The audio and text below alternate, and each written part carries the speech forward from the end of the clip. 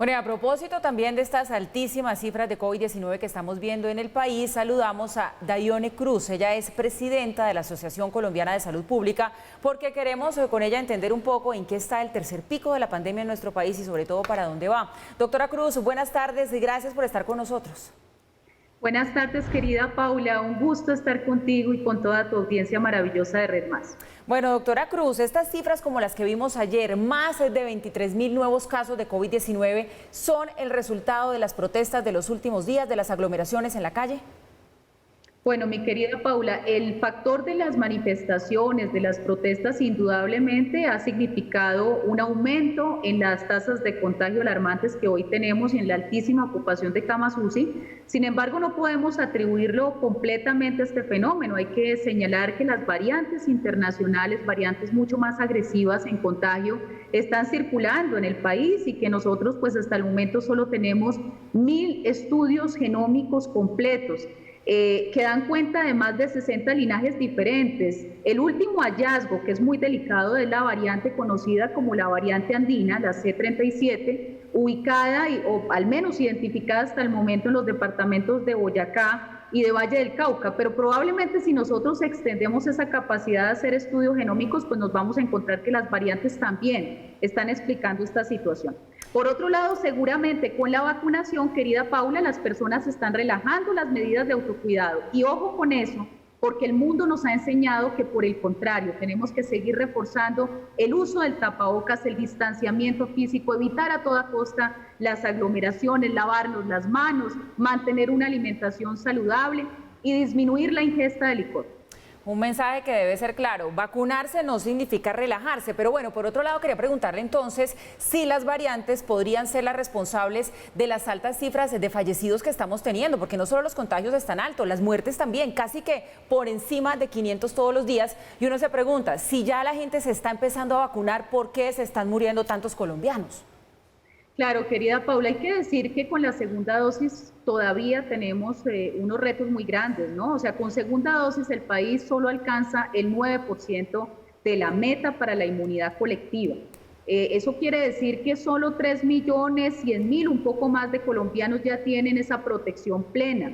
El resto de colombianos pues todavía están a la espera del Plan Nacional de Vacunación. Necesitamos masificarlo. Necesitamos llegar a los territorios, necesitamos resolver todos los problemas que tenemos en cuanto a talento humano, problemas de tipo logístico, también la disponibilidad de nuestros biológicos para lograr que la vacunación se realice, un liderazgo mucho más fuerte de nuestras secretarías de salud departamentales, municipales y distritales. Hay casos en Colombia maravillosos y yo quiero felicitar a la ciudad de Bogotá, a Bucaramanga, Barranquilla, Medellín, que vienen, Cali también. Pero hay que hacer un esfuerzo mayor. Sabemos que, por ejemplo, el distrito de Buenaventura, Guaviare, el Chocó, La Guajira, Cauca, tienen porcentajes muy bajos, querida Paula, de vacunación, y eso los expone altamente, sobre todo porque ya tenemos apertura de nuestras fronteras terrestres, marítimas y fluviales con nuestros países vecinos. Entonces, esto puede ser bastante preocupante en las próximas semanas. Doctora Cruz, ¿cuánto podría durar este tercer pico? Yo sé que ustedes los expertos siempre hacen este tipo de proyecciones. ¿Cuánto podría durar? Porque además ha sido el más letal, el más difícil para Colombia. Sí, lo que se está vislumbrando es que de acuerdo al comportamiento epidemiológico de este pico se ha mantenido como en una cierta meseta, desde luego que estamos en ascenso y estas cifras superiores a los 500 fallecidos diarios pues son absolutamente inquietantes y tenemos que operar en ellas con el concurso de todos los actores, del sector privado, de nuestros comerciantes, empresarios socialmente responsables en el control de los aforos, en la aplicación de todas las medidas, en el cuidado de nuestros trabajadores. Las EPS hacer muchísima atención primaria en salud, necesitamos que nuestras EPS trabajen en ese concepto de la prevención, no esperar a que la gente nos llegue complicada a las unidades de cuidados intensivos, entre otras cosas, porque ya estamos con una ocupación superior al 85% nacional. Pero sabemos que ciudades como Bogotá, departamentos como el Valle del Cauca, Antioquia, Santander, Boyacá, Meta, tienen unas ocupaciones absolutamente altas. Entonces necesitamos enfatizar en la prevención y no bajar la guardia en las medidas del cuidado colectivo de la vida y la salud de todos los compatriotas. Pero entonces, con esas cifras que tenemos de ocupación de UCI, de casos activos, en fin, la reactivación económica que ya anuncia el gobierno nacional, en el caso de Bogotá lo anunció también el gobierno local, ¿es una decisión acertada que nos reactivemos económicamente cada vez más, que se abran todos los sectores de la economía, o deberíamos seguir esperando? Bueno, es ciertamente peligroso, ¿no? Hacer, digamos, el anuncio tan rápido, sobre todo porque el plan de vacunación, querida Paula, está muy lento. De ello depende en buena parte, pero también de la aplicación de las medidas de autocuidado y cuidado colectivo. Pero hay que señalar también con beneplácito el anuncio del presidente Iván Duque, ¿no? Él ha señalado recientemente que aquellas ciudades que estén por debajo del 85% de ocupación de sus camas de cuidados intensivos podrán reactivar restaurantes, bares, tabernas y demás actividades de entretenimiento. El resto de ciudades definitivamente no es prudente. Nosotros tenemos que entender, por ejemplo, que hay ciudades como Bogotá que siguen permitiendo la venta de licor a domicilio.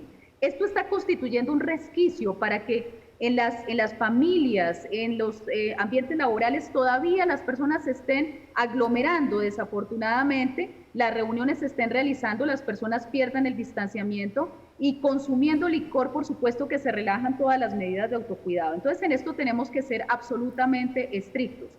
Por supuesto que también, querida Paula, estos anuncios representan una esperanza, sobre todo para los pequeños comerciantes que se han visto tan afectados. Pero necesitamos del concurso de todos ellos para que conservemos esas medidas de bioseguridad, la limpieza, la ventilación, el control de aforos, tener espacios para que las personas se puedan lavar las manos, la utilización del tapabocas bien puesto limpio, incluso entregarlo de manera gratuita, e irnos a los sitios donde sabemos que hay aglomeración, transporte masivo, incluso este momento, los lugares donde los jóvenes se manifiestan, es importantísimo llegar allí con toda la pedagogía, la formación, la enseñanza de esas medidas del autocuidado, mantener el distanciamiento. Nuestros gestores de convivencia, nuestros gestores de la prevención tienen que procurar que las personas se cuiden, porque nuestros jóvenes se contagian y llegan a las familias donde hay personas con comorbilidades, personas mayores de 55 años, y esas personas desafortunadamente terminan contagiadas al no haber alcanzado el Plan Nacional de Vacunación. Y lamentablemente, como el mismo Dani nos ha señalado, ¿no? 7.000 personas al menos han muerto en sus casas, ni siquiera han podido llegar a una unidad de cuidados intensivos. Entonces esto tenemos que tomárnoslo muy en serio. Doctora Cruz, el panorama se ve por lo que usted nos dice de largo aliento.